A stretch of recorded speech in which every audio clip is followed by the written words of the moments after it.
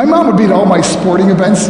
Let's say I was playing football, okay? My mother would be on the sidelines, and if the play on the field started going one way, my mother would run along like, Mark, get on, get on! I'd be like, oh my gosh. I'd get in the huddle with the other guys, they go, Mark, is that your mother? I go, no, I never saw her before in my life. See, the greatest gift my mother ever gave me, she believed in me. I have overdosed on drugs on 3 occasions where I should have been dead. But I believe I was kept here for a reason. You show me your friends, I will show you your future. How do I know this? I hung out with losers, and I became the biggest loser of them all because I gave up everything I dreamt about as a little boy because of who I chose to surround myself with. My friends would drive me home at 2, 3, 4 in the morning. We'd be drunk and high, laughing in the car. We'd pull up in front of my house in New York. They go, Mark, the light's on. I go, oh man, my mother's up. See, my mom wouldn't go to bed until she knew her son was still alive. I'd walk in, she'd say, hi Mark, how was your night? I go, it was good, Mom, I'm just gonna go to bed. She goes, can I talk to you for a minute? I go, Mom, I'm tired, I'm just gonna go to bed. She goes, Mark, I haven't seen you all day and all night. Can I please talk to you? I said, man, just leave me alone. You bug me. I'd slam my bedroom door on the one person who believed in me. I was on a worldwide tour when we were wrestling overseas in Japan. After my wrestling match, I went upstairs in my hotel room and I fell asleep. There was a knock at my door at 3 o'clock in the morning. I got out of bed, I looked through the safety window and I could see it was a Japanese promoter.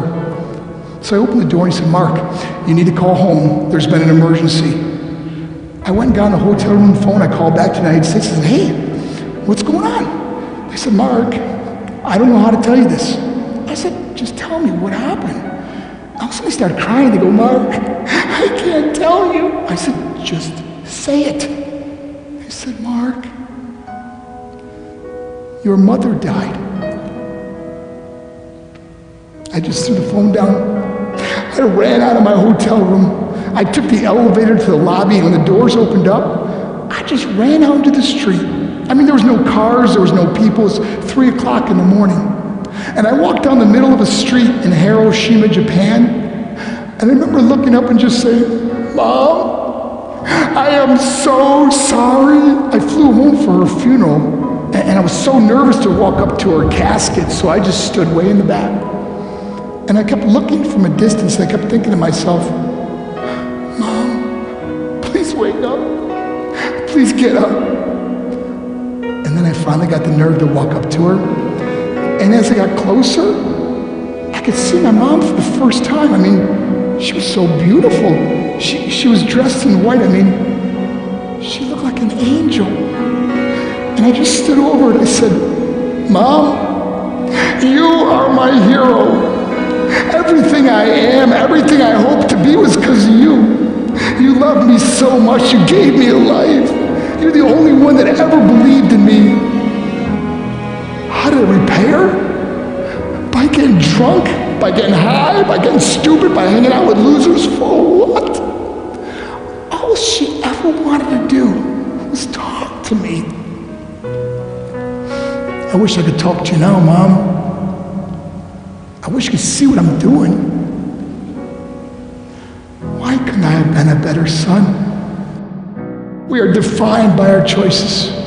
But if you surround yourself with people involved in drugs and alcohol and pills, it's a dead end. I'm not here to preach to you. I'm here to tell you I lived that life.